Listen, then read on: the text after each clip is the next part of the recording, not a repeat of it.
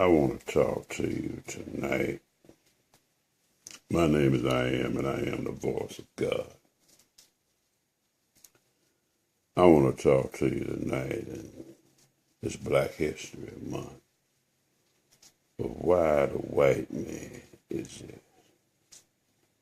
You've heard me say, and you've heard the Honorable Elijah Muhammad also speak concerning the black man, the black gods of the universe, creating the white man in their fall.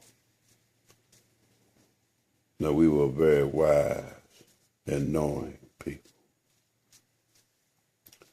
The sons of God walked among us. We saw God face to face. And these gods, amen, were indeed exalted beings. I said the three Nephilim stood before me face to face. I am the fourth one after the three. But I want to talk to you tonight about why the white man exists. And I'm going to do it by way of the scriptures. I want y'all to bear with me. My vision is not what it used to be. And you know I'll be reading from the 1611 King James Bible version of the scripture, you see. And some of you saying, man, it's New Age. Don't come to me with no Bible shit. And I say unto you that thou art ignorant. The Bible is New Age, my brother. It's just your overstanding of it that is archaic. But there's nothing dated about these scriptures. And they do apply if your eyes are open. Now, this is why I think the 51st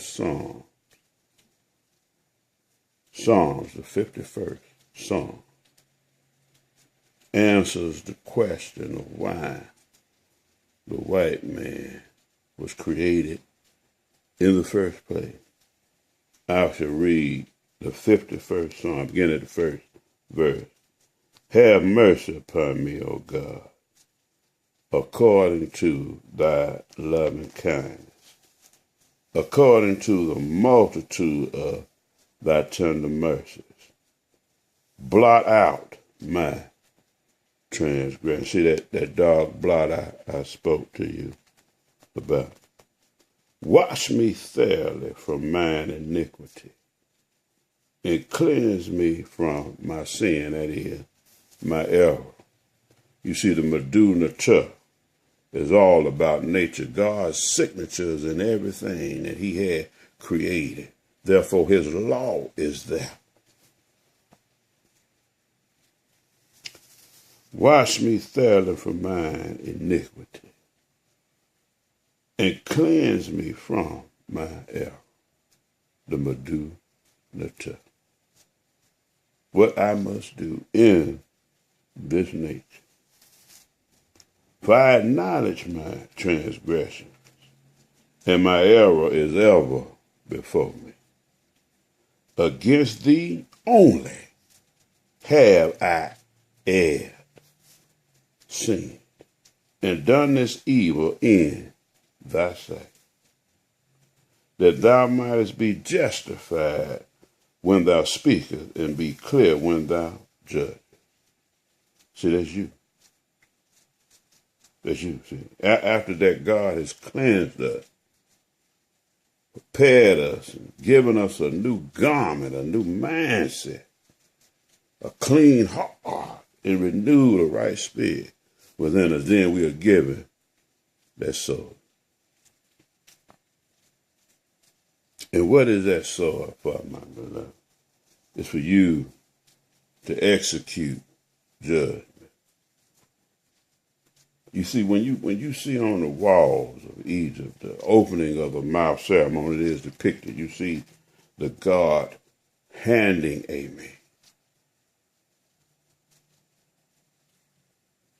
the blessing to the mouth, amen,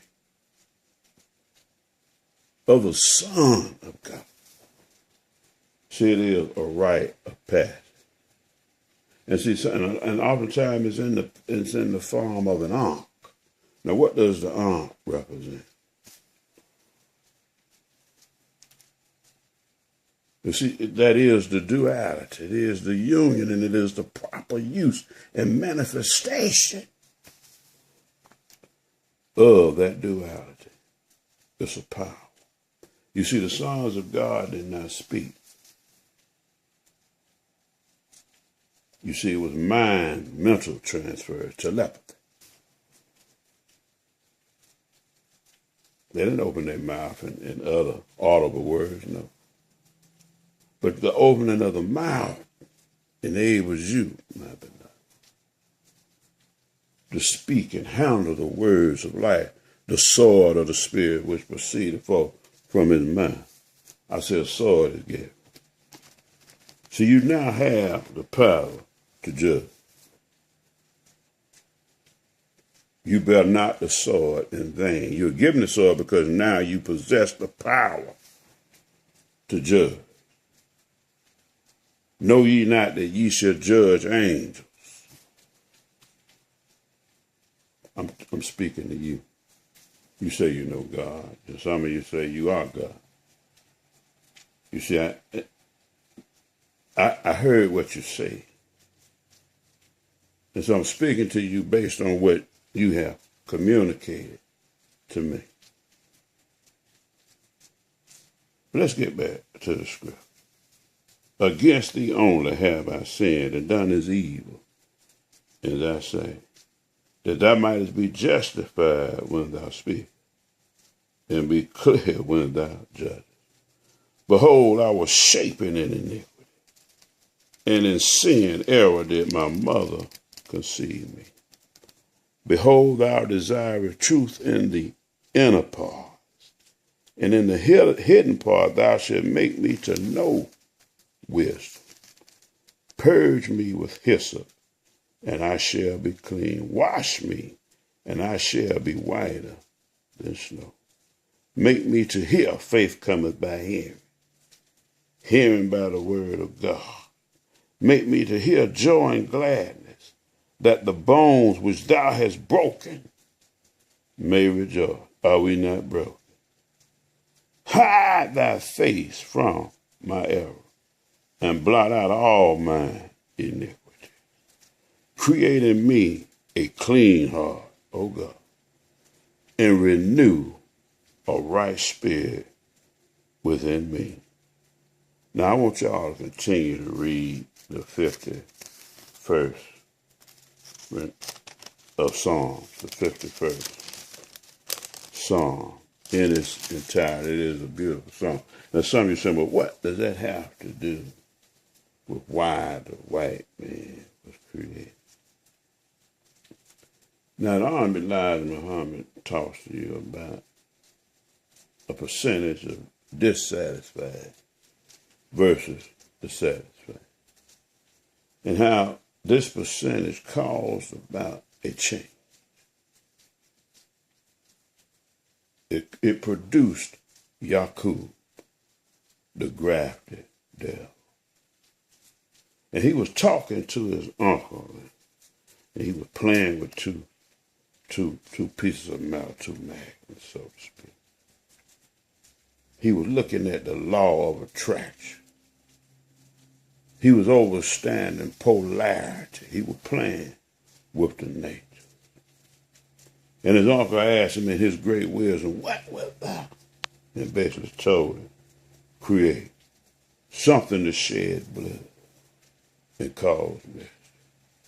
And he responded, I know that which you do not know. And so he set out to create his own man, and that he has done. But why did we, my beloved, create a way? It is to reinvigorate us, my beloved. See, this is a cycle. This here is a process. It says renew. Let's read that 10th verse of the 51st Psalm. Create in me a clean heart, O God, and renew a right spirit within me. See, that means that you had the right spirit previously to begin with, but somehow you have fallen asleep. Somehow you have erred. Somehow we have become short, fallen short of the glory of God. Now the white man is there to reinvigorate us into the knowledge of self, into our gnosis, because we are the sons and the children of the Most High. Now, maybe you think I'm wacky. You know, maybe some of you are scratching your head. But I'm speaking to those who have tested and tried God. I'm speaking to those who can get a press through. I'm speaking to those who hear his voice. I'm speaking to those who have the dreams and the visions and the revelations and see the manifestation of God in your life. That's who I'm talking to. So I need you to take it to another level, my beloved. So I need you to stop begging God. This external entity, I want you to cut all that bullshit out. And I want you to get to know the God within you. You see, because you need to know that thou and thy Father are one. So you got to get on that level right now. You see, that's that divine intercourse. And see, then that's when you start manifesting, amen, the power. See, two things got to be in agreement, your heart and your mind. And your heart must be clean. See, the key is the renewal of your mind and your heart. You see. And once them two right there get in agreement, so that's principle number two. That's principle number two. And when they come together in agreement, then open of the mouth. That's principle number three, the vibration. I said a sword is given. Thou art able to execute judgment. You are sitting on the power.